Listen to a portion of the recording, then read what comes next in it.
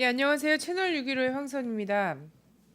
지난 몇 주간 제가 개인적인 사정 때문에 방송을 비워서 대단히 죄송합니다. 다시 또 찾은 만큼요. 앞으로도 열심히 하도록 하겠습니다. 자, 이석기 의원 체포동의안이 국회에서 처리가 되고요. 때 아닌 내란죄로 전국이 시끌벅적합니다. 유신이 도래한 게 아닌가. 국정원이 정치를 쥐락펴락하는 시대가 이제 드디어 시작됐다라는 세간의 걱정이 지금 넘쳐나고 있습니다. 사건이 진행되면서 뿌락지 공작으로 지금 얘기가 되고 있죠. 실제 뿌락지 그 돈에 매수된 내부 정보원 한 사람이 흘리는 이야기가 기정사실화돼서 지금 언론에 보도가 돼 있고요. 그 입에 기대서 인신을 구속하고 지금 전국을 휘덮는 이런 사태가 계속해서 벌어지고 있는데요. 굉장히 비이성적이고 근대법에 맞지 않는 행태라고 보여집니다. 국민들이 얘네들이 왜 이런 짓을 하고 있는가를 똑바로 보고 국정원 심판 책임자 처벌에 그런 촛불을 더 높이 들어야 되는 것이 아닌가 이런 생각이 듭니다.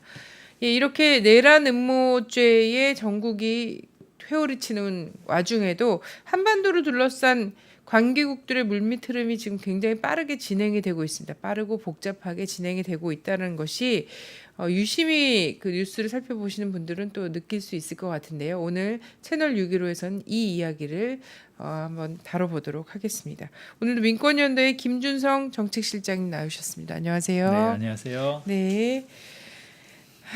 참 편할 날이 없네요. 네, 박근혜 정부 들어서갖고 이럴 줄 몰랐던 것은 아니지만 네, 예, 굉장히 급하게 진행을 하는 것 같습니다. 막다른 골목에 벌써부터 다다라 있다 이런 증거가 아닌가 생각이 되는데요. 한반도를 둘러싼 흐름도 또한 굉장히 복잡하게 진행이 되고 있죠. 로버트킹 방북이 무산됐어요. 네, 그래서 북미 간의 그렇습니다. 대화가 좀 순조롭게 진행되다 뭔가 암초에 부딪힌 게 아닌가 이런 그 진단들이 나오고 있습니다. 네, 그래서 저번 주에 이제 제가 로버트 킹 방북을 말씀드리면서 이제 실제 로버트 킹이 방북해서 케네스 베를 이제 석방시켜 올 정도라면 사실상 이제 9월 중순쯤에는 북미 최고위급 회담이 열릴 것이다라는 이제 그런 말씀을 드렸었는데요. 네. 근데 이제 그 정도로 지금 북미 관계가 무르익지 않은 것 같습니다. 지금 봤을 때. 이 북한에서 이제 공식적으로 이 8월 31일 날 외무성 대변인이 이제 조선중앙통신사 인터뷰를 통해서 그 사유를 밝혔는데요. 보면 이제 한미연합 물지 프리덤 가디언 연습에서 B-52 전략 폭격기를 전례 없이 연속으로 반입해서 핵 폭격 훈련을 했다라고 이제 그 사유를 밝히고 있습니다. 이걸 뉴욕 채널을 통해서 통보를 했지만 이제 미국은 계속 딴청을 피우고 있는데요. 네. 네. 지금 이제 미국에서는 다시 방북 초청을 한다면 언제든지 가겠다라고 이제 얘기를 하면서 지금 북에 좀 매달리고 있는 그런 형국을 볼 수 있을 것 같습니다. 네, 그렇습니다. 사실상 어, 미국으로 돌아갈 수 있을 거다 이렇게 생각을 했잖아요. 네. 예, 근데 못 갔고요. 그리고 이게 좀 중요한 것은 북쪽에서 이미 니네 B-52를 지금 이렇게 대화가 무르익고 있는데 다시 한반도에 끌어들였으므로 우리 앞으로 이제 예정돼 있던 것을 그대로 진행하기 좀 어렵겠다라는 얘기를 이미 했는데도 미국 측에서는 로버트 킹을 안 받아들일지 몰랐다. 이러면서 깜짝 놀랐다. 왜 그런지 모르겠다. 네. 앞으로 더 대화를 하고 문을 계속 두드리겠다. 이런 표현을 막 쓰지 않았습니까? 그랬었죠. 근데 이미 다 얘기를 했군요. 네, 그리고 그때 당시 미국 정부에서는 이런 입장이 나왔습니다.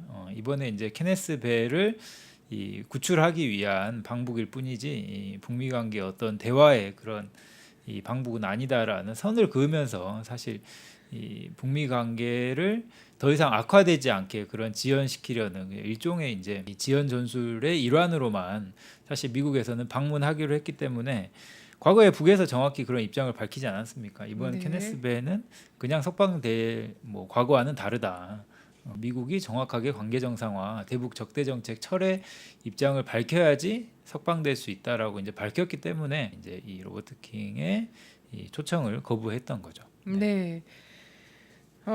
절대 북미 관계에서 정치와 북미 관계의 이 정치 군사적인 관계랑 무관한 건 전혀 없다라는 네. 것을 이번 사태가 보여주고 있는 것 같아요.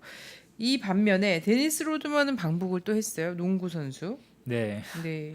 방북을 거부하고 바로 이제 며칠 있어서 바로 이제 데니스 로드맨 일행이 도착을 했습니다. 네. 그래서 이제 뭐 목적은 이 친선 외교 목적입니다. 이 북에서 이제 데니스 로드맨을 전격적으로 이제 초청을 하면서 사실 그 미국에선 그런 보도들이 되게 많이 나오더라고요. 이거 이제 외교적 넌센스다라고 얘기하면서 왜 이 로버트 킹 안 받아주고 데니스 로드맨만 받아주냐 이제 이런 막 이제 언론 보도 나왔었는데 사실 이제 이런 로드맨의 방북은 사실 이제 선의를 가진 친선적인 대화는 언제든지 할 수 있다라는 이제 그런 북한의 메시지를 이제 보여주는 것 같고요. 미국 정부가 계속 이런 대북 적대 정책의 일환으로 갈 경우에는 이 미국과는 대화의 여지가 존재하지 않는다라는 이것을 반복적으로 이제 확인시켜주면서 사실 이제 북 입장에서는 이런 대외적인 이 평화의 메시지도 던지는 그런 효과를 좀 거뒀을 것 같아요. 네. 네. 진심이냐 가식이냐 네. 이걸 갖고선 지금 나누겠다 이런 거였던 것 같고요. 최근에 이제 제가 재미교포들 만나서 얘기를 한번 들어봤더니 그 미국에서 북에 여행을 가는 건 굉장히 쉬운 일이더라고요.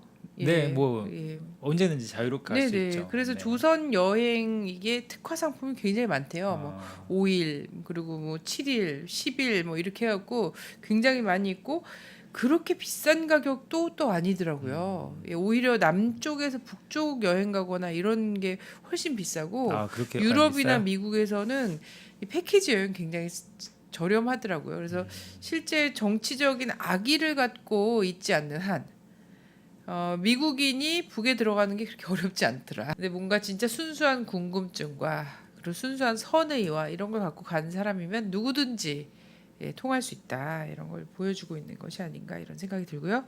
자, 북에서는 적극적인 대미 평화 공세를 펼치겠다라고 공언을 했어요. 네, 그 조선신보에서 이제 이런 입장들이 계속 나오고 있습니다. 국적인 대미 평화 공세를 펼치겠다라고 하면서 저는 이제 그 일환 중에 하나가 이제 데니스 로드맨의 방북 초청이라고 보고요.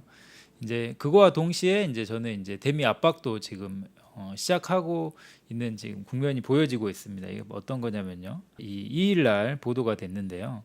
이 북의 이제 김정은 이 제1위원장이 작년 이 8월과 올해 이제 3월 초에 방문했던 이 장제도 방어대와 무도 영웅 방어대를 이제 또 시찰을 하고 그 다음에 이제 서해에서 백령도에서 11km 떨어졌죠. 아주 가까운 데인데 거의 원래도 방어대를 지금 시찰을 했다라는 보도가 나왔습니다. 근데 이 보도를 이제 종합적으로 살펴보면 과거 이제 김정은 제1위원장이 이 여기 이제 최남단이죠. 최남단을 방문했을 때가 사실 이 작년 8월 같은 경우에 이 작년 을지풀이던 가대훈련에 선제적 공격 계획이 최초로 들어가서 북에서 이제 조국통일 대전을 이야기했던 그 시점이고요.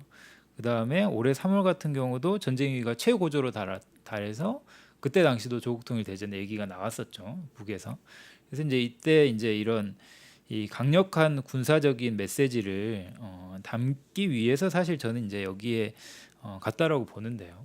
이번에도 계속 이제 미국에서 이런 지연 전술을 펼치고 있고 또 한국에서 이제 박근혜 정부가 한국의 이제 이런 통일 세력들에 대한 탄압들이 이제 종합적으로 펼쳐지고 있는 이런 상황에서 북한에서 이제 그런 이 대미 메시지를 좀 던진 것이 아닌가라는 좀 생각이 들더라고요. 다양한 포석이다 이렇게 전해지고 뭐 해석이 되고 있어요. 그래서 네.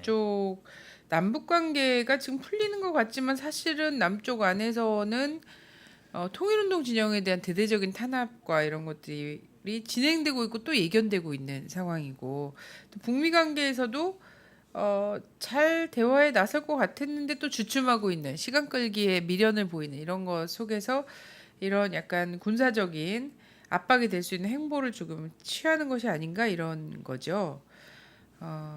제가 연평도 가서 보니까 장제도하고 무도가 그냥 보이더라고 육안으로 그죠? 근데 예. 날씨 좋을 때는 진짜 가깝게 보이는 네네. 거리죠. 11km 정도면. 네. 네. 또 하나 기사가 나왔는데 네. 뭐냐면 이제 지난 7월 달이죠. 얼마 전인데요. 63년 만에 이제 미군의 유해 전우를 찾기 위해서 전 이제 해군 조종사 토머스 허드너 씨가 이제 방북을 했었습니다. 그래서 네네. 지금 이제 또 미국에 가신다면서요? 갔는데 지금 이제 9월 말에서 10월 달에 이제 다시 북에 방문을 할 거다라는 이제 편지를 캐리 국무장관에게 썼어요. 그래서 네. 이제 캐리 국무장관이 그 일행에 대해서 답을 하면서 이제 긍정적인 답변을 했습니다. 그래서 네.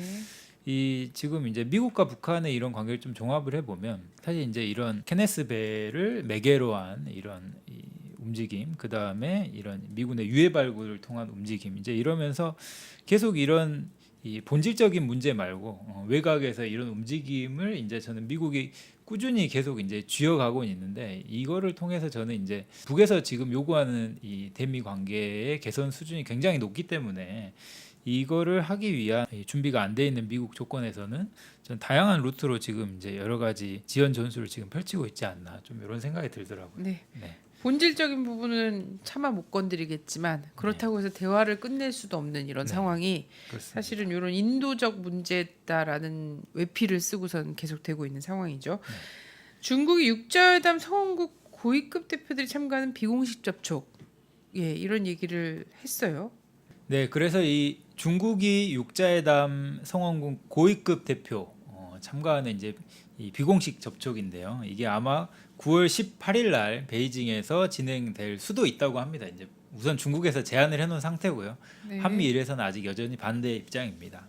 근데 이제 왜 9월 18일이냐면 2005년도에 이제 9.19 공동성명이 있지 않았습니까? 그때 당시에 이제 북미 관계 정상화를 합의를 하고, 그다음에 이제 북이 이제 핵 활동을 포기하는 이런 여러 조건으로 사실 이제 북미 관계 굉장히 어떻게 보면 가장 중요한 이 그때 당시 합의였다라고 볼 수도 있는데요. 이제 이거를 좀 계기로 다시 한번 이 육자가 지금 당장 공개로 하기 어려우니까 비공개라도 접촉을 해보자라는 제안을 지금 중국에서 한 겁니다. 그래서 이제 북한의 입장은요. 지금 이제 리영호 대표가 파견을 하겠다라고 동의를 했고요. 근데 아직 아까 말씀드렸던 것처럼 한미일에서는 북이 이 핵 포기 의향을 밝히지 않았기 때문에 참가할 수 없다라는 입장을 계속 이제 얘기를 하고 있습니다. 그리고 이제 러시아 같은 경우는 외무장관이 직접 나서서 이제 육자회담 재개 필요성을 얘기를 하고 있는 상황이고요.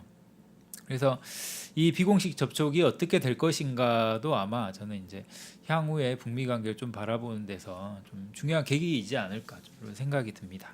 네. 9.19 공동성명 이행하라고 그렇게 얘기를 하는데 한미일이 네. 얘기하잖아요.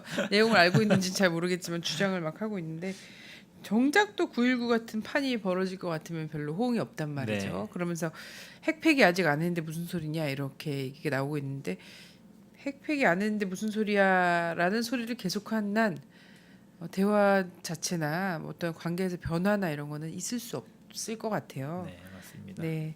그래서 들려오는 전언으로는 선핵 폐기를 끝까지 고수할 건 아니다라는 얘기도 흘러나오고 있긴 하더라고요. 뭐 불가능한 얘기니까. 네. 예. 자, 중국이 또 육자회담과 동시에 이제 당사국 간 반관 반민 회의를 개최하자 이런 네. 제안도 했더라고요. 네, 맞습니다. 이제 이게 사실 이제 비공식 회담의 형태로 언론에서 뭐 1.5 트랙 회담이나 뭐 이렇게 나오는데, 쉽게 얘기하면 그겁니다. 이제 미국에선 당장 이제 정부 관리가 나가기는 부담스러우니까 민간으로 포장한 정부 대변인이 나간다는 거고요. 이거 이제 지난 8월 초에 이 북한하고 미국하고 제네바에서 반관 반미 회의를 했었잖아요. 그거하고 이제 비슷한 겁니다. 그때 당시 이제 미국의 조엘 위트 존스 홉킨스대 교수가 이 사람이 이제 과거에 94년도에 제네바 합의의 실무 협의자로 참가했던 사람입니다. 이제 이 사람하고 안명훈 외무성 미국 부국장이 회동을 했었죠. 그래서 이거하고 비슷한 형태로 지금 제안을 한 겁니다. 그래서 지금 다양한 형태의 육자회담을 열어놓을 수 있는 조건을 지금 이제 중국에서 제시를 하면서 미국을 압박하고 있는 형국인 거고요. 여전히 이제 아까 말씀드렸던 것처럼 이제 이 비공식 접촉의 형태가 뭐 반관 반민으로 할지, 뭐 아예 그냥 정부 관계자가 비공식적으로 모일지, 이건 이제 아직 알 수 없는 형국이긴 하지만은 미국이 사실 이제 9월 중순 이상 이 북미 관계를 미룰 수 있을 거냐, 이렇게 전망해 봤을 때는 지금 이제 9월 초부터 북에서 본격적으로 이제 이 대미 압박 움직임이 보여지고 있는 조건에서 9.19 이 즈음을 해서 이런 이 회담의 조건이 형성되지 않는다면 미국으로서 상당히 난처한 상황에 처할 수 있겠다, 좀 이런 생각이 듭니다. 네. 그래서 그런지 미국의 움직임도 보이고 있잖아요. 네, 맞습니다. 예, 러셀 미 국무부 동아태 차관보가 들어왔어요, 한국에. 네. 이 차관보라는 직책이 사실 우리나라에서는 별로 높은 직책은 아니죠. 네. 격. 차관 아래인데요. 네네. 격을 따지면 네. 그렇죠. 근데 차관 아래인데 차관보 미국 네. 차관보가 들어오면은 또 한국이 격 따지지 않고 그렇죠. 예. 네. 박근혜 대통령도 이제 경청하죠. 당선되기 전부터 이제 차관보가 오면 가서 네. 만나고 그다음에 사실 동아태 차관보가 실질적으로 한반도 정책의 결정권자, 실무 결정권자로 막강한 영향력을 미치는 인물입니다. 그렇기 네. 때문에 이제 지금 들어와서 만나는 사람만 보더라도요. 외교 통일 부분 다 만나고 간다고 보시면 됩니다. 네. 김관진 국방부 장관, 뭐 6.1제 통일부 장관, 뭐 외교부 차관, 그다음에 이제 육자회담 수석 대표를 주로 이제 하고 있는 한반도 평화 교섭본부장 이런 사람들을 두루 다 만나고 갑니다. 근데 이제 이번에 좀 이 주목할 만한 지점은 어떤 거냐면요. 저는 두 가지에 좀 주목이 되는데요. 먼저 하나는 저번 로버트 킹 이 방안과 좀 비슷한 양상이다. 그래서 저번 로버트 킹 당시 방안했을 때도 이 한중일을 쭉 돌면서 먼저 이제 중국에 갔다 그다음 한국 일본을 거치면서 사실 이제 그때 풍겼던 인상은 북한에 미리 들어가기 전에 이거를 이제 사전에 조율할 건 조율하고 통보할 건 통보한다 이런 이제 인상을 강하게 줬었거든요. 근데 이제 이번에도 역시 이제 이 한중일 쭉 방문하면서 지금 이제 주요 문제들을 얘기를 한다고 합니다. 그리고 또 하나 좀 주목할 게 뭐냐면 이 사람이 오면서 이제 주요하게 이 언급을 했던 문제가 바로 시리아 문제입니다. 그리고 얼마 전에 이제 김관진 국방부 장관이 시리아 관련해서 북한과 연계가 있다라는 이런 발언도 나왔었는데요. 그래서 이제 이 과연 이 박근혜 정부에게 시리아 문제를 어떤 수준으로 이야기하기 위해서 이 시리아 문제를 언급했는가 이런 이제 의구심도 상당히 드는 상황이고 아마 들어오게 되면 이제 남북관계, 북미관계 뭐 지금 이제 얼마 전에 또 쟁점이 됐던 전자권 전환 문제 이런 문제까지 아마 두루 다 논의를 할 것 같습니다. 네. 그리고 나서는 내일이면 이제 토요일이면 예, 일본으로도 가고요. 네, 맞습니다. 그 다음에 또 중국 가죠. 네. 예, 바쁘게 다니는 거 보니까 뭐 굉장히 중요한 일이 있는 것 같죠. 예, 글렌 데이비스 국무부 대북정책 특별대표가 또 연이어 오게 된다고요? 네, 예. 네, 이 사람은 이제 다음 주 9일이면 들어오는데요. 네, 사실 이제 이 정책 결정권자가 오고 그 다음에 실제 이제 회담할 사람이 오는 겁니다. 이 사람이 이제 육자회담 수석 대표이기 때문에 이 사람 역시 이제 한중일 순방을 합니다. 이 사람은 주로 와서 한국에서는 이제 조태용 아까 말씀드렸던 외교부 한반도 평화교섭 본부장을 만나서 실제 이제 회담을 하는 거죠. 회담에서 만약에 이제 이런 육자회담 국면이 열렸을 경우에 어떻게 이제 한미가 대응을 할 것인가에 대한 아마 협의를 긴밀하게 할 것으로 보이고요. 그 다음에 이제 중국에서는 중국의 우다웨이 육자회담 수석 대표가 북에 갔잖아요. 네. 네, 그래서 이제 이 중국에 가서 이 우다웨이 수석 대표를 만난다고 합니다. 네, 그렇게 해서 이제 중국에서는 아마 계속 주장했던 것처럼 이 육자회담 재개를 강력하게 지금 압박을 넣을 것으로 보고요. 이 전반적인 북의 입장이 어떤가 지금 아마 중국을 통해서 확인하지 않을까 좀 싶습니다. 네. 사실상 실질적인 육자 회담이 어떤 형식으로든 지금 굴러가고 있다고 봐야 되죠. 그렇죠. 개별 만남이나 이런 걸 통해서. 근데 이게 보여지는 것은 북미 간의 어떤 인도적 문제나 이런 것에 접촉은 계속되되 한 테이블에 앉는 건 지금 꺼리고 있는 형식. 네. 이것 때문에 지금 이런 식으로 진행이 되고 있는 거지 않습니까? 네, 맞습니다. 그리고 어쨌든 그냥 이렇게 시간 끌기를 하고 북미 대화만 그냥 본질적인 부분 건드리지 않는 이런 것만 계속 할 거라면 다른 방법을 염두에 둘 수밖에 없다, 결정할 수밖에 없다라는 것을 이 뭐 장제도나 무도 행보나 이런 걸로 해서 보여주고 있는 형국이 아닌가 이런 생각이 듭니다. 자, 한국 국방부가 정보력이 없지 않습니까? 예.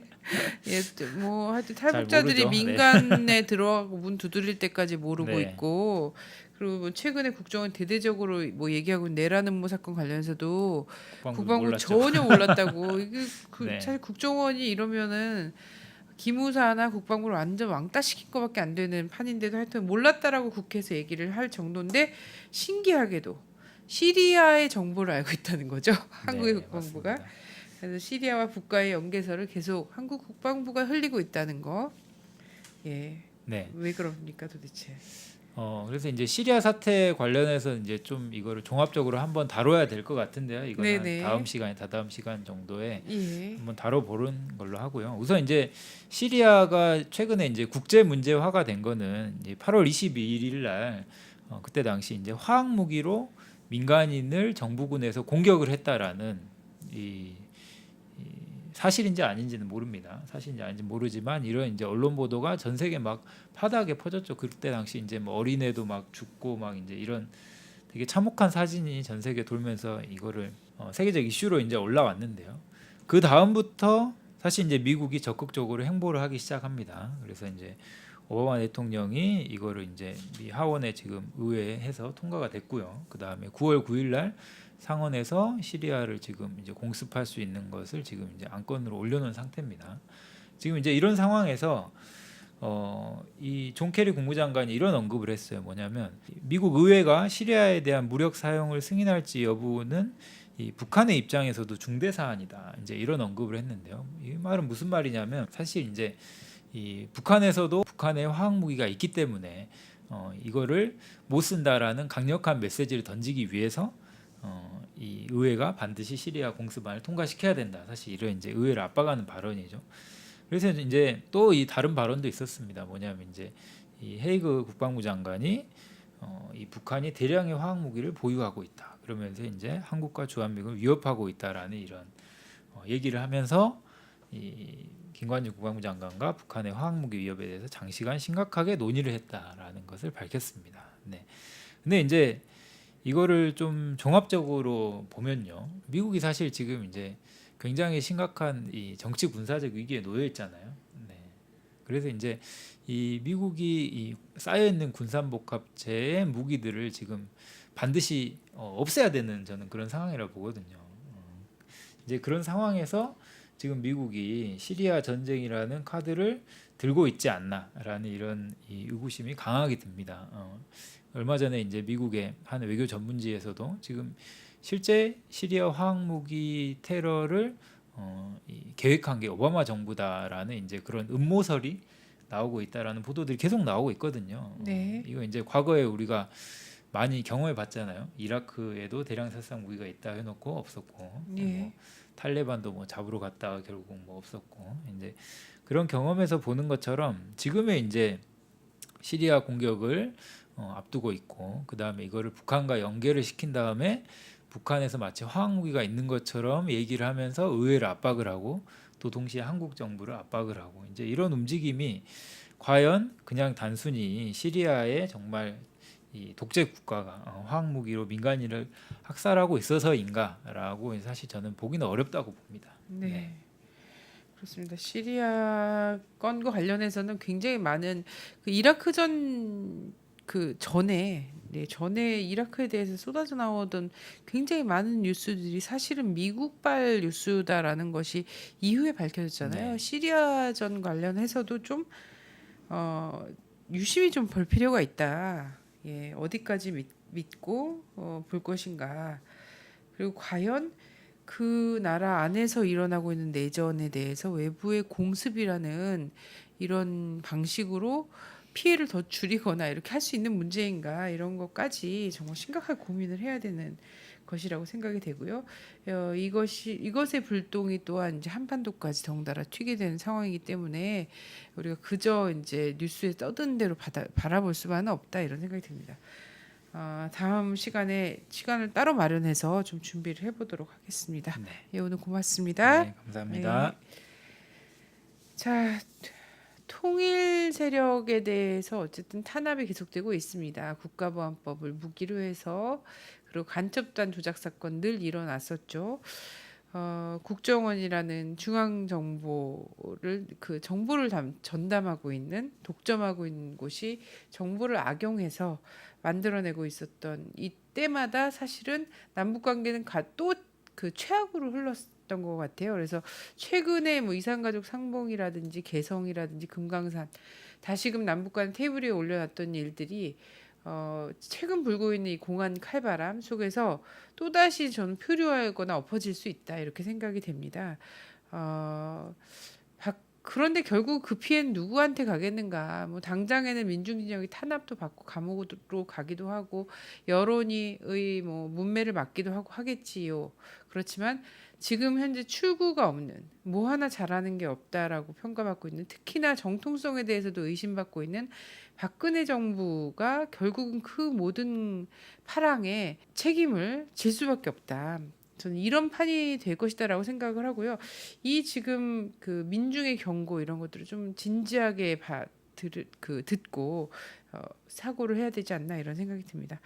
그리고 정말 중요한 것은 이걸로 촛불 끄는 거 아니겠습니까? 촛불 끄려고 하는 그들의 목적이 달성될 수 없다라는 거고요.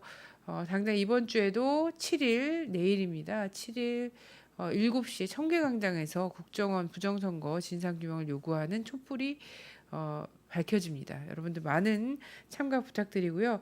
그리고 촛불 자리에서나 그리고 거리에서나 그리고 온라인상에서도요. 안티바 NIS를 치면은 지금 특검 국정원 국정조사가 사실 정말 얼토당토 않게 끝났잖아요. 중요 증인들이 증인 선서도 안 하는 가운데 국정조사가 보고서 채택도 할 수 없는 상태에서 끝냈습니다. 이대로 이제 우리 국민들이 물러설 수는 없다라는 생각이 들고요. 제대로 조사할 수 있는 특검을 촉구하는 특검제 도입 촉구하는 이런 지금 서명이 벌어지고 있으니까요. 지금 온라인에서 거리에서 함께 해주시면 정말 감사하겠습니다. 감사합니다.